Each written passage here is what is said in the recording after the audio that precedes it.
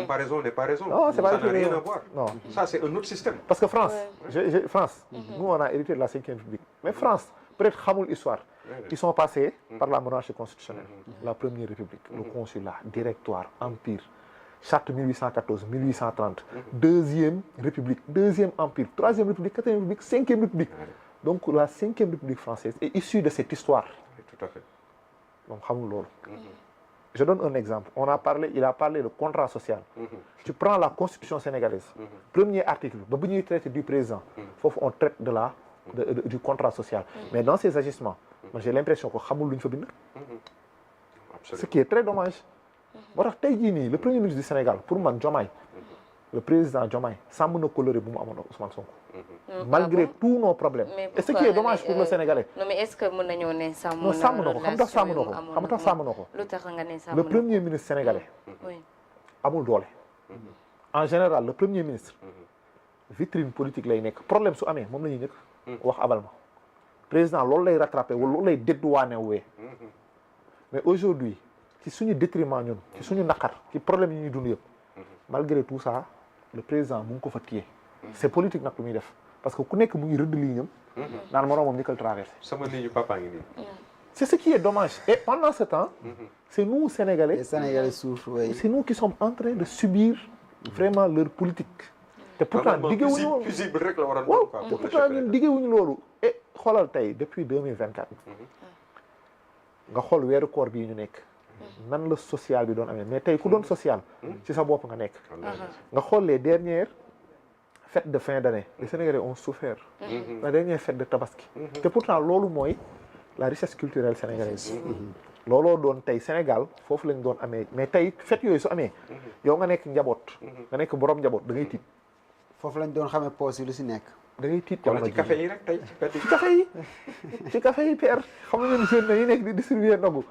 et c'est extrêmement da ngay xam ne da ngay jéem rek da ngay jéem. des fois sax da ngay làqatu jàdd si yenn koñ yi.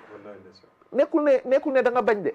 mais da nga koo mënatul parce que yow yaa ngi yor njaboot yaa ngi gérer sa bopp maintenant man hier parce que man su may waxtaan ci politique tamit damay déglu hier j'ai pris mon temps déglu ko de 17h ba presque heure ndogu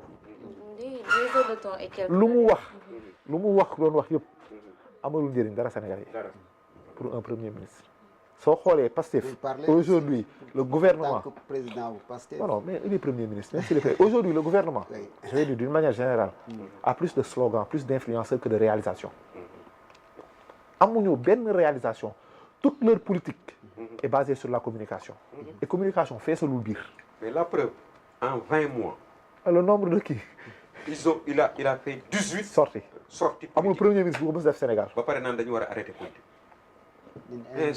moo tax man damay wax père opposition bi nous allons vers des échéances électorales qui sont très déterminantes et pour man ils doivent poser deux sujets le premier mooy le fichier électoral soo xooloon ñu ngi année boo xam ne waa année 2027 war am élection donc aujourd'hui révision extraordinaire dafa war am xam nga su nekkee yeneen année yi la du début du mois de février à la fin du mois de juillet la ñuy def une révision du fichier électoral et cette année dafa war a am dañ ko war a defee d'une autre manière jusqu'à présent le président génneegul le décret et ce qui s'était passé lors des élections législatives suñu moytu dañ am soo jëlee le conseil constitutionnel dans la loi organique bi koy régir dañ naan les décisions du conseil constitutionnel les avis du conseil constitutionnel ay décision la da nga koy appliquer par force président demandé ko avis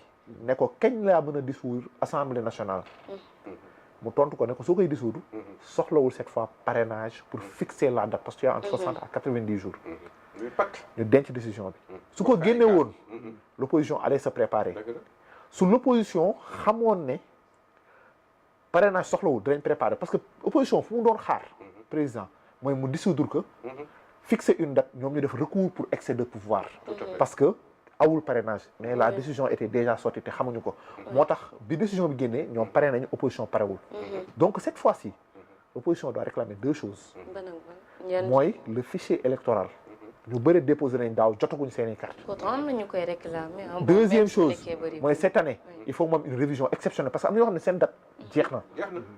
Deuxième chose yéen a ñu fi jiitu père mooy le ministère de l'intérieur. Le ministre de l'intérieur il doit être plus que jamais bi yoon un ministre très neutre. neutre.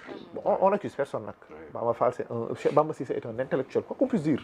Et d'ailleurs déglu naa ko ñaari yoon ñetti yoon man ça m'a fait trop plaisir mu ne am na ay affaires yoo xam ne moom du ci taxaw moom ay liberté individuelle liberté collective d'ailleurs gis naa ne mu ngi joxe ay autorisation yoo xam ne de manifestation et ça c'est à saluer mais moom nitam république da ko weesu te dafa am mag yi lu ñu fi jotoon liggéey mooy la neutralité du ministre de l'intérieur et lui il a assumé qu'il était l'ami du premier ministre loolu immédiatement bien vrai que yoon may na mu nekk toujours ministre de l'intérieur mais immédiatement xel day ñaaw sur la neutralité des élections et pour moi père l'opposition doit se concentrer sur les deux aspects parce que lii nii pré-élection 2029 la aussi bien présidentielle que législative et pour parler législative xam naa fa laay tëjee nga baal ma faire. non au contraire c'est avec plaisir que je vous donne. Merci jërëjëf jërëjëf quand on parle de cohabitation moom il a fait une analyse très simple de la cohabitation mais aujourd'hui il détient l'Assemblée mais les réalités ne sont pas les mêmes entre la France et le Sénégal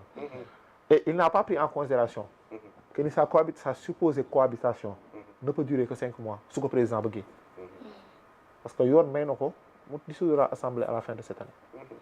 Donc aujourd'hui, ces calculs pour moi sont fausses. Pour moi, si j'avais un conseil à lui donner, il a benn groupe boo xam ne topp nañ ko ba pare. Mais groupe boobu wàññeeku la gën a jege que yokku te matul 40% Sénégal. Donc ce qu'il devait faire mooy travailler, nous montrer que lui il avait un projet. Moi, je sais que le projet n'existe pas. mais dogguma la foofu mais est-ce que aussi tas assemblée bi solution la si Diomaye est-ce que buñ ko tasee moom la bëgg sax finalement dina ko am. xam nga tey aujourd'hui Diomaye quoi qu'on puisse dire il n'a pas d'appareil politique. C'est une première au Sénégal on est que président amul appareil. Et pour man le temps est court pour mu am appareil. Pastef mu am appareil quoi qu'on puisse dire. Et l'appareil de Pastef aujourd'hui la configuration de Pastef appareil bi wàññeeku moo gën a yomb mu yokku parce que nekkul parti bu ubbeeku la preuve pour une première fois nga gis ñu accéder au pouvoir gisoo ku yokku fa au contraire wàññeeku fa am na ñenn ñuy dem am na ñenn ñuy dem non par rapport ak par exemple par rapport ak non mais si am na ñuy non xam fa laay waxee par rapport ak PS bu mu wàccee n'oubliez pas aussi que ñoom bëgguñ transhumance démb sax non moom démb nee na bañuñu ku ñëw nee na ñoom li mu bañ non moom voilà effectivement nee na bañu ku ñëw effectivement pour man c'est non mais xam fa laa d'accord non mais dès que le premier ministre moo waxoon ne ñoom bëgguñu transhumance après effectivement et après il a dit que ne ku ñëw baax na mais ku ñëw pour liggéey xam nga il faut être factuel Aziz xam nga il faut être factuel et pour moi il faut approfondir cette analyse aujourd'hui ils sont en train de se battre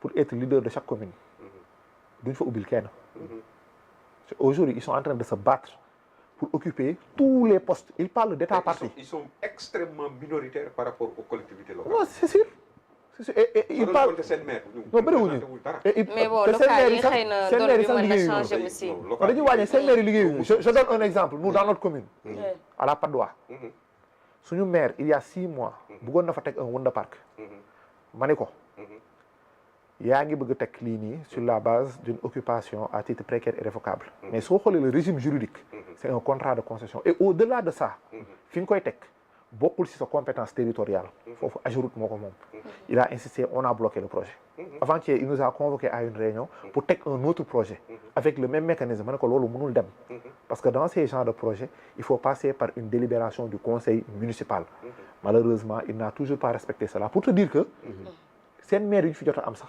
xamuñu nu ñuy liggéeyee suñu demee ba un individu qui n'est même pas wala des individus qui ne sont même pas des conseillers arrivent à bloquer des projets du maire il y a une impréparation de ces maires maintenant fi ma doon tëjee rek effectivement su ko dissoudre il peut ne pas y gagner su moytuwul su ko dissoudre c'est l'opposition qui va y gagner et lui il est coincé Pastef est coincé le président est coincé la meilleure pour man posture bu ñu war a am c'est de travailler à ce que les Sénégalais voient des résultats par rapport ak seen gestion suñ ko defee gëm naa ne mën na am deuxième mandat mais pour man ils ont raté effectivement ils ont raté le départ ils ont raté un projet pour le mûrir c'est 4 ou 5 ans minimum et aujourd'hui il leur reste 3 ans très bien am na solo ngeen baax nag ci lu ma téye kàddu gi c'est non oui pertinent na am na solo xam naa dañ siy demaat parce que relance yi moom du mën a am